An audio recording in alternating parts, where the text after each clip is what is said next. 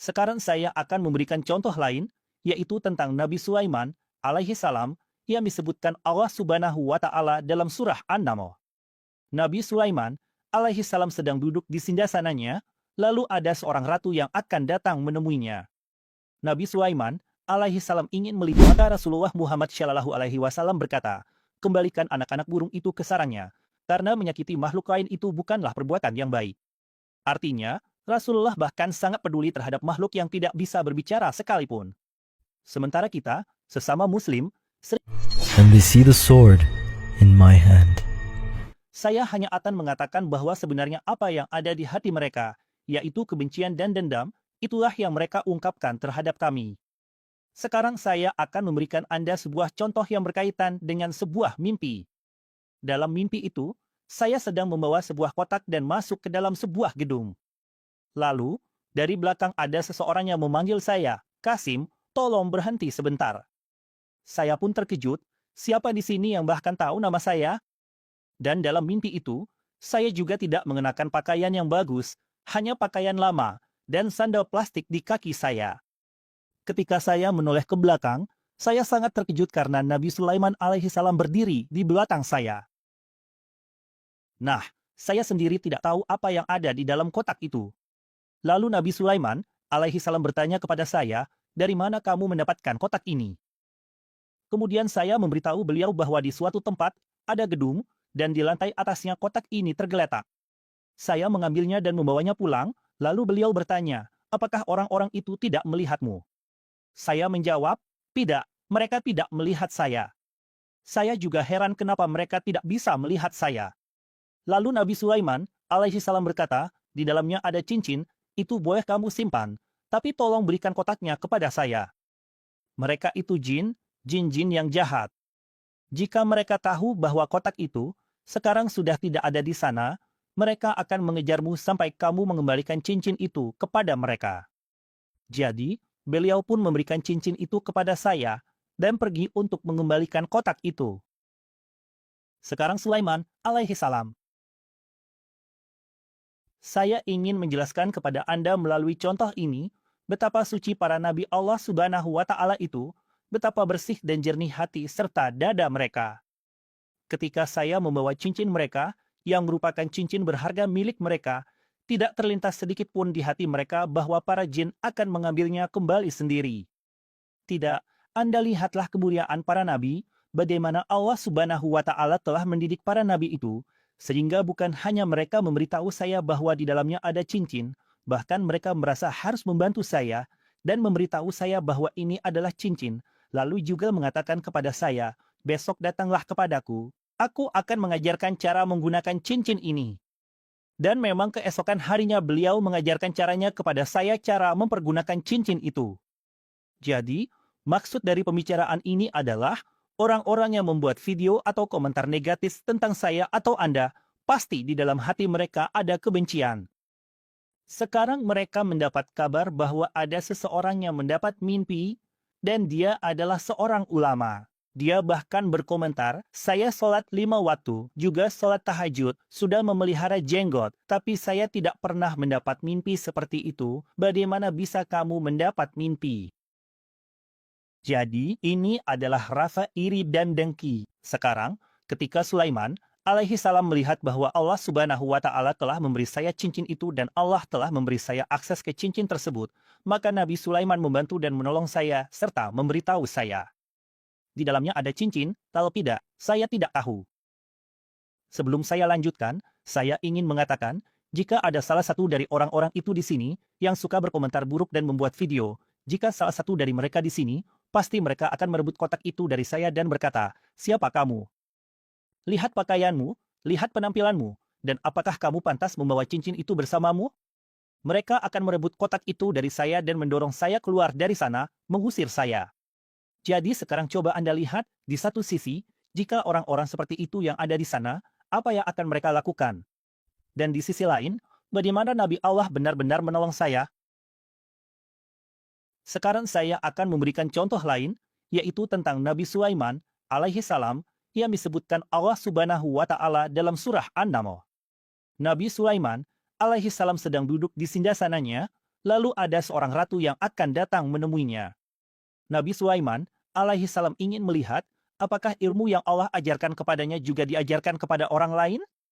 Maksudnya, beliau yang bisa memerintahkan angin, dan angin pun tunduk pada perintahnya karena Allah Subhanahu wa Ta'ala telah memberikannya kekuasaan itu. Maka Nabi Sulaiman alaihi salam bertanya kepada para jin dan manusia yang ada di majelisnya, adakah di antara kalian yang bisa membawa Singasana Ratu itu kepadaku sebelum dia sampai di sini? Lalu salah satu jin yang kuat berdiri dan berkata, sebelum engkau berdiri dari tempat dudukmu, aku akan membawakan Singasana itu kepadamu, dan aku adalah orang yang dapat dipercaya. Kemudian disebutkan tentang seseorang, bisa jadi orang biasa, manusia biasa yang memiliki ilmu dari kitab Allah. Dia berdiri dan berkata, aku akan membawakan Singasana Ratu itu kepadamu sebelum matamu sempat berkedip. Maka ketika Sulaiman alaihi salam melihat Singasana itu sudah ada di hadapannya, beliau berkata, ini adalah karunia dari Allah Subhanahu wa Ta'ala, agar dia mengujiku apakah aku bersyukur kepadanya atau kufur terhadap nikmatnya. Barang siapa yang bersyukur, maka sesungguhnya ia bersyukur untuk kebaikan dirinya sendiri. Dan barang siapa yang kufur, maka sesungguhnya Tuhanku Maha Kaya lagi Maha Pemurah. Jadi, di sini pun ketika Allah Subhanahu wa Ta'ala menguji Sulaiman alaihi salam, tidak ada rasa dengki atau kebencian di dalam hatinya, tidak ada kesombongan atau keangkuhan, melainkan beliau justru bersyukur kepada Allah Subhanahu wa Ta'ala. Ketika beliau melihat bahwa ilmu yang Allah Subhanahu wa Ta'ala berikan kepadanya, ternyata ada juga orang biasa yang memiliki ilmu serupa, sehingga ia bisa mendatangkan Singasana Ratu itu bahkan sebelum matanya sempat berkedip, maka pelajaran-pelajaran yang Allah berikan dalam Al-Quran ini mungkin tampak kecil bagi kita. Tetapi sebenarnya Allah berusaha menjelaskan kepada kita secara mendalam, bagaimana kita harus menghilangkan rasa dengki dan kebencian dari dalam diri kita. Saat video ini dibuat, komentar bermunculan, hal seperti itu terlintas, dan saya berkata, Allah juga memberi saya kemampuan. Saya juga diberi lisan, saya juga bisa membuat video, saya bisa membuatnya dalam bahasa saya sendiri. Tapi saya berusaha mengendalikan rasa dengki dan kebencian dalam diri saya, karena jika mereka melakukan hal itu, bukan berarti saya juga harus menjadi seperti mereka. Jadi, urusan saya serahkan kepada Allah Rabbul Alamin, dan saya mengendalikan rasa dengki dan kebencian itu dengan cara berpikir bahwa siapapun yang membuat video atau komentar negatif tentang saya, mereka juga diciptakan oleh Allah Rabbul Alamin. Jika Allah Subhanahu wa Ta'ala menghendaki, mereka tidak akan pernah bisa sampai ke tahap itu, dan mereka tidak akan bisa membuat video tentang saya. Jadi, jika mereka membuat video, itu pun terjadi atas izin Allah. Jika Allah Subhanahu wa Ta'ala mau, Dia bisa saja tidak menciptakan mereka di zaman ini, seperti banyak orang lain yang tidak diciptakan. Jadi, apapun yang terjadi, misalnya video-video yang dibuat untuk menentang saya, atau sedikitnya orang yang berkomentar, saya anggap itu sebagai ketetapan Allah Subhanahu wa Ta'ala dan saya memilih untuk mengabaikannya. Anda melihat 8 tahun berlalu. Saya tidak pernah membalas komentar siapapun dengan cara seperti itu selama 8 tahun ini, dan saya juga tidak pernah membuat video apapun.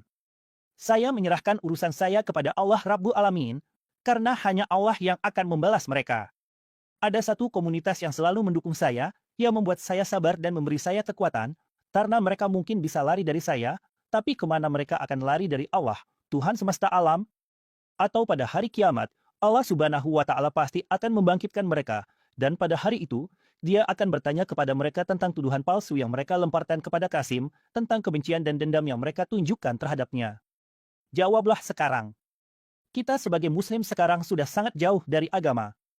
Sekarang saya akan memberikan contoh lain kepada Anda, bahkan orang-orang kafir pun diciptakan oleh Allah, mereka tidak tercipta sendiri, naudzubillah. Jadi, memperolok-olok orang kafir pun sangat tidak disukai oleh Allah Subhanahu wa Ta'ala. Baru-baru ini, Anda pasti sudah melihat bahwa di Qatar ada turnamen sepak bola, dan ketika pertandingan antara Arab Saudi dan Argentina berlangsung, Arab Saudi berhasil mengalahkan Argentina. Setelah itu, Anda pasti juga memperhatikan betapa banyaknya umat Muslim yang memperolok-olok, bahkan sampai memperolok Messi, padahal itu sama sekali bukanlah sifat seorang Muslim. Seorang Muslim seharusnya tidak memperolok siapapun, bahkan tidak memperolok orang kafir sekalipun. Ini sama sekali bukan sifat seorang Muslim, namun tetap saja umat Muslim banyak yang memperolok-oloknya. Lihatlah kebesaran Allah untuk memberikan pelajaran kepada umat Muslim, Allah justru menjadikan Messi sebagai pahlawan turnamen tersebut. Kalian semua telah melihat sendiri bagaimana dia diapresiasi di seluruh dunia. Jadi intinya, Allah Subhanahu wa Ta'ala melakukan semua ini untuk memberikan pelajaran kepada umat Muslim bahwa lihatlah, siapapun yang kalian olok-olok, dia juga adalah ciptaan Allah Rabbul Alamin, dia tidak tercipta dengan sendirinya. Dan jika kita memperolok-olok seseorang, secara tidak langsung, naudzubillah, kita sedang memperolok Allah, seolah-olah kita ingin mengatakan, naudzubillah, bahwa Allah Subhanahu wa Ta'ala telah melakukan kesalahan dengan menciptakan orang itu. Maka, sebagai umat Nabi, kita harus memperbaiki diri kita dengan mengikuti sunnah dan ajaran beliau. Kita harus membersihkan hati kita dari rasa dengki dan kebencian. Hari ini, kita melihat ada 73 golongan yang terbentuk. Golongan-golongan ini tidak terbentuk begitu saja, tapi muncul sebagai akibat dari rasa dengki dan kebencian yang ada di dalam hati kita. Sekarang yang terjadi adalah, satu golongan bahkan tidak bisa menahan diri untuk mendengarkan golongan lain. Maksudnya, jika ada sesuatu yang bertentangan dengan sifat atau kebiasaan kita, kita pun tidak mau menerimanya. Jadi, semua itu sebenarnya apa? Itulah rasa dengki, kebencian, kesombongan, dan keangkuhan di dalam hati kita, dan kita tidak berusaha menghilangkannya dari hati kita. Sekarang, ada sebuah peristiwa di masa Rasulullah Muhammad SAW ketika beberapa sahabat membawa 2 anak burung. Induk burung itu terbang ke sana kemari dengan gelisah. Ketika Rasulullah SAW melihatnya, beliau bertanya, kenapa burung ini tampak gelisah dan mondar-mandir seperti itu? Ternyata anak-anak burung itu telah diambil oleh para sahabat. Maka Rasulullah Muhammad SAW berkata, kembalikan anak-anak burung itu ke sarangnya, karena menyakiti makhluk lain itu bukanlah perbuatan yang baik. Artinya, Rasulullah bahkan sangat peduli terhadap makhluk yang tidak bisa berbicara sekalipun. Sementara kita, sesama muslim, seringkali saling menuduh tanpa melakukan penelitian, bahkan ketika kita tahu bahwa semua itu adalah kebohongan. Dia tidak pernah membuat klaim apapun, tetapi tetap saja, demi menunjukkan kepada orang lain, mereka berkata, lihatlah betapa kami membela Islam. Setiap ada fitnah baru, kami langsung memberitahu orang-orang agar mereka waspada. Tapi saya ingin bertanya, fitnah seperti apa sebenarnya itu? Bertahun-tahun yang lalu, Allah Subhanahu wa Ta'ala memberitahu saya dalam mimpi bahwa, Qasim, ketika kamu hendak tidur, bacalah surah Al-Ikhlas, surah An-Naas, dan surah Al-Falaq agar setan menjauh darimu. Jadi, fitnah seperti apa ini? Maksud saya, bagaimana mungkin itu fitnah jika dalam mimpi saya diberitahu untuk melindungi diri dari syirik dan segala bentuknya? Selama kamu tidak melindungi dirimu dari syirik dan segala bentuknya, maka pertolongan Allah Subhanahu wa Ta'ala tidak akan datang kepadamu. Jadi, apa buruknya dengan hal itu?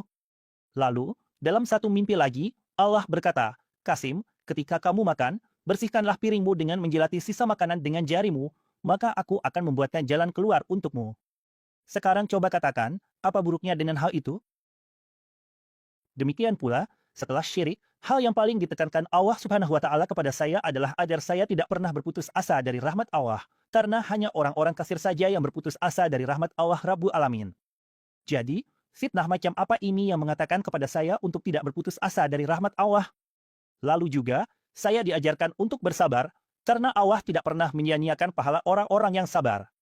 Selain itu, Allah Subhanahu wa Ta'ala juga mengajarkan kepada saya dalam mimpi agar saya bersikap penuh kasih sayang kepada anak-anak, berbicara dengan lembut kepada orang tua. Jadi saya berpikir, apa buruknya dengan semua ini?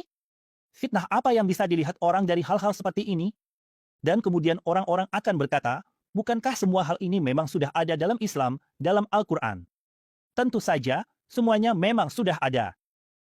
Tidak ada hal baru di dalamnya. Tapi apakah kalian benar-benar mengamalkannya? Kalian yang mengkritik, membuat video, apakah kalian sendiri menjalankan itu? Tidak kan? Kalau kalian benar-benar mengamalkannya, pasti kalian akan berkata, baiklah kami akan bersabar. Sudah 8 tahun dia tidak mengklaim apa-apa, mari kita lihat. Kalau dia memang benar, pasti kami akan percaya pada mimpinya. Jadi sekarang, mimpi-mimpi itu sudah ada di YouTube dengan tanggal-tanggal lama. Tidak mungkin kan, kalau kamu mengunggah video baru lalu mengubah tanggalnya jadi tanggal lama? Itu tidak mungkin. Silakan cek sendiri, itu memang video-video lama, di mana saya juga pernah bilang bahwa saya tidak akan pernah mengklaim apa-apa.